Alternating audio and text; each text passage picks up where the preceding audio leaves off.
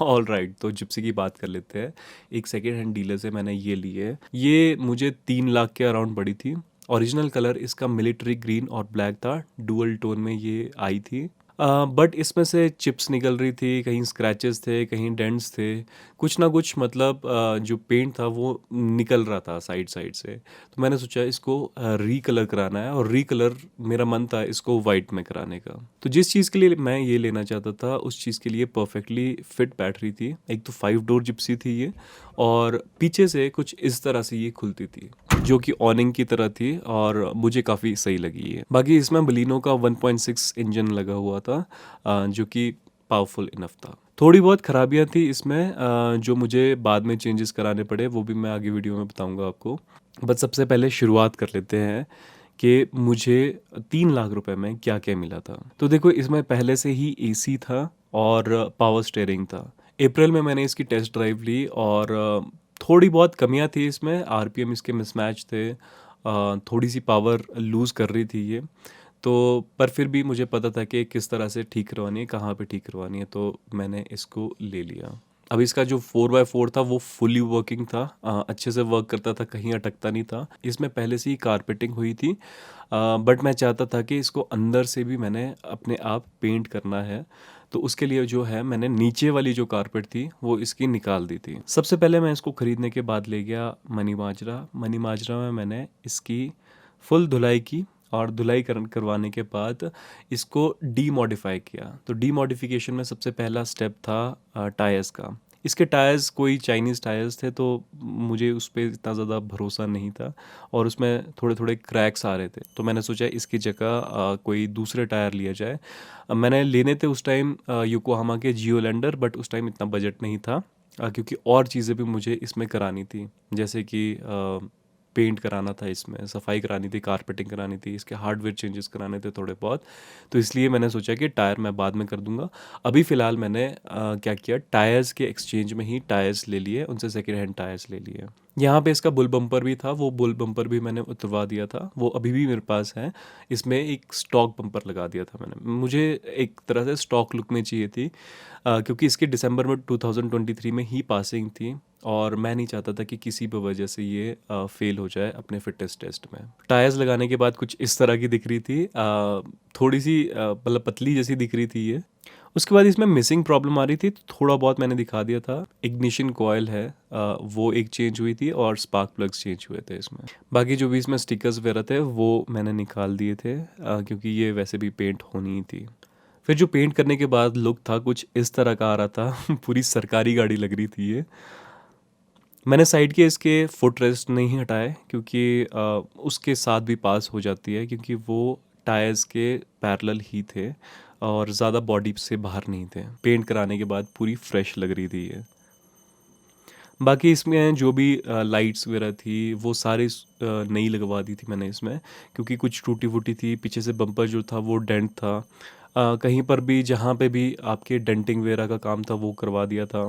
पिछले ओनर ने इसमें सनरूफ रखी हुई थी, वो भी मैंने वेल्ड करवा दी थी, और ग्रिल के ऊपर भी मैंने वेल्ड करवा दिया था, ताकि वहाँ से पानी ना निकले। एक कमी थी इसमें कि पानी आ रहा था इसमें, जहाँ पे ब्रेक वगैरह होती है वहाँ पे पानी बूंद बूंद करके आ रहा था। तो उसके लिए जो मैंने विंडशील्ड के नीचे है वो वहाँ पे सिलिकॉन लगा दिया था। उसके बाद पानी आना 99% बंद हो गया था। पेंट वगैरह कराने के बाद, इसमें छोटी मोटी रिपेयर्स वगैरह कराने के बाद, लाइट्स वगैरह लगाने के बाद मैं आ जाता हूँ घर। घर आने के बाद मैंने थोड़ी टाइम चलाई ये, और देखा कि इसमें क्या क्या कमियां हैं और किस किस तरह उसको ठीक करना है।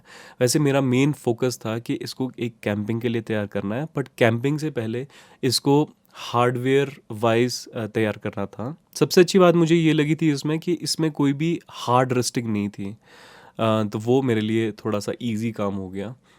अगर इसमें हार्ड रस्टिंग होती तो मतलब गला हुआ होता बेसिकली अगर मेटल, तो वो मेरे लिए थोड़ी सी परेशानी वाली बात हो जानी थी। फिर मैं इसको इन टायर्स में ऑफ रोड में ले गया था, जहाँ पे इसने अच्छा परफॉर्म किया था। बट जैसे ही नया नया पेंट करा के हटा था मैं, मतलब 1 हफ्ता हो गया होगा मेरे को, और एक छोटा सा कैंपिंग पे गया था मैं, नज़दीक ही गया था, यहाँ पे चाय वाय बनाई थी वहाँ पे, और एक छोटी सी मिसहैप हो गई। यहाँ पे चढ़ाते वक्त इसका जो एक साइड का शीशा है वो टूट गया। अब इसमें जो शीशा लगा हुआ था वो थैंक गॉड ओमनी का लगा हुआ था, जो कि ईजिली मिल गया हमें 600 रुपये में। तो 600 रुपये में हमने ये शिमला में शीशा लगवा दिया। अगर आप कॉस्ट पूछे पेंट वगैरह की और सारी जितनी भी मैंने चीज़ें इसमें करवाई थी, तो वो मुझे अराउंड 35,000 के अराउंड पड़ी थी पेंट वगैरह मिलके। मैंने इसमें A1 पेंट नहीं करवाया हुआ है। तो 35 मैंने 3 लाख में गाड़ी खरीदी, ठीक है। 35,000 रुपीज़ जो इसका पेंटिंग वेंटिंग वगैरह ये सारी चीज़ें हुई। उसके बाद जो टायर्स थे, टायर्स में हालांकि मुझे एक्सचेंज में 10,000 रुपये भी मिले, प्लस उसमें 4 टायर्स भी मिले मुझे। तो that was a good deal I think. चलो तो मतलब ये बना 3 लाख प्लस 35,000 माइनस 10,000, तो 3,25,000 रुपीज़ की अभी मेरी ये इन्वेस्टमेंट हो गई थी। उसके बाद कुछ दिन चलाई मैंने ये, इसमें देखता रहा मैं कि क्या क्या खराबियां है या क्या क्या अपग्रेड करना है। बट उससे पहले मतलब वो सारी चीज़ें मैंने करवा दी थी, जो इसकी हार्डवेयर की कमियां थी, छोटे मोटे सेंसर्स वगैरह लगने थे इसमें, वो सारी चीज़ें मैंने इसमें करवा दी थी। नेक्स्ट स्टेप था मेरा, जो मेन स्टेप था वो था इसको कैंपिंग के लिए तैयार करना है। तो डिज़ाइन मेरे माइंड में था कि किस किस तरह से मैंने इसको रेडी करवाना है। तो सबसे पहले जो मैंने किया वो की इसकी कारपेटिंग। तो सारा इसका जो कारपेट वगैरह था वो निकाल के, नीचे वाला कारपेट निकाल के इसको अच्छी तरह से पेट्रोल से साफ़ किया। ये मैंने SR से इसकी फोम लगवा दी। अब जो नेक्स्ट स्टेप मैंने इसमें करना था वो था फर्नीचर। तो मैंने इसको कैंपिंग के लिए बेसिकली तैयार करना था। तो कैंपिंग के लिए तैयार करने के लिए मैंने इसमें मार्क कर दिया टेप के साथ कि कहाँ कहाँ पे मेरे को डिज़ाइन पता था, मेरे माइंड में था कि किस किस तरह से मैंने इसमें ड्रॉज बनाने हैं, जो भी इसका बॉक्सेस है वो बनाने हैं। तो वो चीज़ें मैंने मार्क कर दी थी, ताकि मुझे जो कारपेंटर है उसको समझाने के लिए इजी हो कि किस तरह से मैं चाहता हूँ और किस तरह से आपने बनाने हैं ये सब कुछ मार्क करने के बाद सारी इसकी जो हार्डवेयर था, जितना भी हार्डवेयर था उसकी सेटिंग करवाने के बाद मैं पहुंचा कारपेंटर के पास, और कारपेंटर को मैंने डिज़ाइन दे दिया कि इस तरह से मैंने बनाने हैं इसमें। तो विद इन 2 डेज़ मतलब उन्होंने पार्ट टाइम में काम किया इसमें, और 2 दिन के अंदर ये तैयार होके रेडी हो गया, बॉक्सेस तैयार हो गए।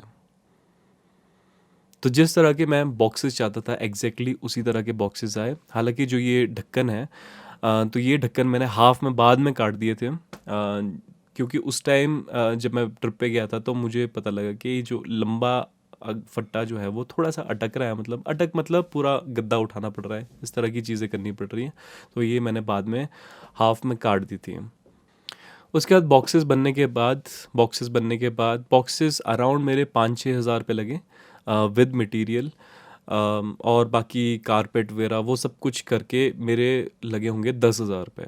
तो 10,000 रुपये में मेरा जो साउंड डैम्पनिंग थी, कारपेटिंग थी और बॉक्सेस थे, फर्नीचर का काम था, वो सब कुछ कंप्लीट हो गया विद मटेरियल। अब जो बॉक्सेस थे उसको थोड़ा सा मैंने वेदर सील करना था, बट मेरे दिमाग में ये नहीं आया कि मेरे को वेदर सील वाला स्प्रे चाहिए। तो मैंने इसमें मैट वाला ही स्प्रे कर दिया, बट फिर भी अभी भी टिके हुए हैं, अभी भी ऐसा कुछ लग नहीं रहा है कि कुछ ख़राब हो रहे हैं वो। तो मैंने इसमें स्प्रे पेंट कर दिया सारे में, जितने भी बॉक्सेस थे। अब मेरा जो पहले प्लान था वो ये था कि ये जो बॉक्सेस है वो मैंने फिक्स कर देने हैं। तो जहाँ पे भी नट बोल्ट उस चेयर के लगे हुए थे, जो इसमें सोफ़ा आता है पहले से, उसकी जगह ही मैंने जो है स्क्रूज़ लगाने हैं। बट मुझे ज़रूरत लगी नहीं, मैंने इस पे जो जो भी ट्रिप मारी उसमें मुझे ज़रूरत लगी नहीं कि मुझे बोल्ट करने पड़ेंगे ये, जो कि काफ़ी अच्छी बात है क्योंकि मैं कभी भी इसको रिमूव कर सकता हूँ और वापस से जो सोफ़ा सीट है वो इसमें लगवा सकता हूँ। अब ये था, जो ये बॉक्सेस बनाए थे ये एक तरह से मेरे स्टोरेज और प्लस किचन हो गया, और ये टेल गेट पे मैंने फट्टा लगवा दिया था ताकि मेरा एक किचन काउंटर बन पाया। अगर मेरी पिछली वीडियो देखी होगी आपने फुल सेटअप की, तो आपको पता है कि ये क्यों बनाया है फट्टा। अब बारी थी सोने की। तो सोने के लिए आपको चाहिए एक अच्छा सा गद्दा। तो मैंने 3 इंच का फोम खरीदा था स्लीप वेल का, और उसको काट दिया। जो जो भी डायमेंशंस मेरे बॉक्सेस की थी उस डायमेंशन में मैंने वो फोम काट दिया, और उसके ऊपर जो है मैंने ये कवर सिलवा दिया। तो नाउ इट वाज कंप्लीट। मेरा सोने का सेटअप, मेरा किचन का सेटअप कंप्लीट था। इसके जो हार्डवेयर था वो भी कंप्लीट था। अब मुझे था टायर्स का। टायर्स ट्रिप से पहले बहुत ज़्यादा ज़रूरी थे, क्योंकि इसमें दो मतलब ब्रिजस्टोन के टायर लगे हुए थे, एक कोई और टायर लगा था, एक कोई और टायर लगा था, जो मैंने एक्सचेंज में लिए थे। तो मुझे ये था कि मैंने इसके लिए टायर्स अच्छे वाले लेने हैं, और मेरे दो थे माइंड में उस टाइम, एक एमआरएफ का वॉन्डरर और एक ये योकोहामा का जियोलैंडर। तो मेरे घर के पास ही योकोहामा का शोरूम था, तो मैंने वहीं से ही ख़रीद लिए थे। तो मुझे ये पड़े थे कुछ अराउंड 30,000 रुपये के। तो 30,000 रुपये के मुझे 4 टायर मिल गए थे। स्टेपनी टायर मैंने नहीं लिया था योकोहामा का, जो पहले वाले टायर थे मैंने सोचा था कि मैं उससे काम चला लूँगा। फिर जो किचन का सेटअप था, जितनी भी सारी एक्सेसरीज़ थी, बर्नर्स वगैरह, वो सब कुछ मैंने पिछली वीडियो में एक्सप्लेन किए हुए कि क्या-क्या लिया हुआ है मैंने। तो आप वो चेकआउट कर सकते हो if you want in detail, और उनके लिंक्स मैं नीचे डिस्क्रिप्शन में भी दे दूँगा। एफिलिएट लिंक्स होंगे, तो if you want to support this channel, if you want to support Himtish, आप वहाँ से खरीद सकते हो without costing you anything extra. आपको कुछ एक्स्ट्रा देने की ज़रूरत नहीं है उसमें। फिर काफ़ी जद्दोजहद के बाद वी मेड अ ट्रिप। हमने मनाली सर्किट करना था, बेसिकली मनाली स्पीति सर्किट करना था। और तो हम यहाँ से किन्नौर से होके गए, किन्नौर से गाज़ा, गाज़ा से मनाली, और मनाली से वापस शिमला। इस बीच हमारे को एक दो चीज़ें देखनी पड़ी इसमें। एक तो इसमें ग्रीसिंग करानी पड़ी थी नीचे, और हमारा जो क्रॉस था वो हो गया था ख़राब। तो हमारा शायद स्पीति में ख़राब हो गया था वो क्रॉस, और हमने वो बदला शिमला आ गई। तो पूरी ट्रिप जब ख़त्म हुई तो उसके बाद ही हमने क्रॉस बदला। उसकी वजह से क्या हो रहा था, जो हमारे जो गियर थे वो वाइब्रेट ज़्यादा कर रहे थे जब हम स्पीड दे रहे थे।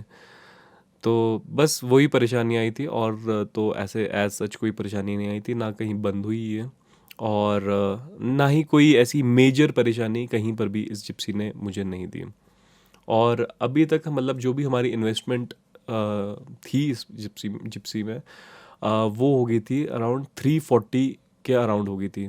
3,40,000 रुपीज़, 3 लाख की गाड़ी खरीदी थी, और 40,000 रुपये जो था इसमें जो भी हार्डवेयर चेंजेस थे, सेंसर्स वगैरह थे, वो सब कुछ लगाने के लिए, रिपेयर वगैरह के लिए लग गए थे। अब इसमें एक दो चीज़ें आ रही थी, एक आरपीएम मैच नहीं हो रही थी, और एक पावर नहीं आ रही थी बेसिकली इसमें। तो उसको दिखाने के लिए मैं गया मनी माजरा, वहाँ से मैंने एक बंदे के रेफरेंस से वहाँ पे ठीक कराने को छोड़ दी है।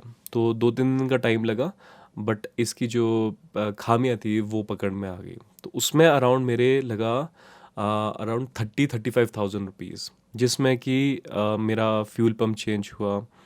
फ्यूल पंप इसमें बिल्कुल नया लगा है।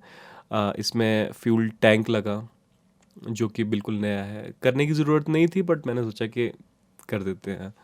और 4-5 चीज़ें और हुई, और ये बिल्कुल जिसको बोलते हैं स्मूथ बन गई फिर से गाड़ी है। तो एक तरह से my investment here was around 3,80,000 rupees. तो 3,80,000 रुपये में, अब अगर मैं कोई जिप्सी लेने भी जाता, अगर कोई 4 लाख की जिप्सी लेता और उसमें भी काम कराना पड़ता, तो that was not worth it. I think कि मुझे 3 लाख में ये सही मिली, और 80,000 rupees for the work is nothing in my opinion, अगर आप एक पुरानी जिप्सी ले रहे हो। क्योंकि अगर आप कोई पुरानी गाड़ी भी ले रहे हो ना, कोई पुरानी 4x4 भी ले रहे हो ना, तो ऑब्वियसली आपको काम कराना पड़ेगा। बट इसमें मैंने जितना काम कराना था उतना करा दिया, and now it is working good. कहीं बंद नहीं हो रही है, और कोई पावर लॉस नहीं हो रहा है, कुछ नहीं हो रहा है। So yeah, that's all for this video. Thank you so much for watching. Please subscribe to the channel Himtish if you haven't, or like, share, subscribe, everything you do on YouTube.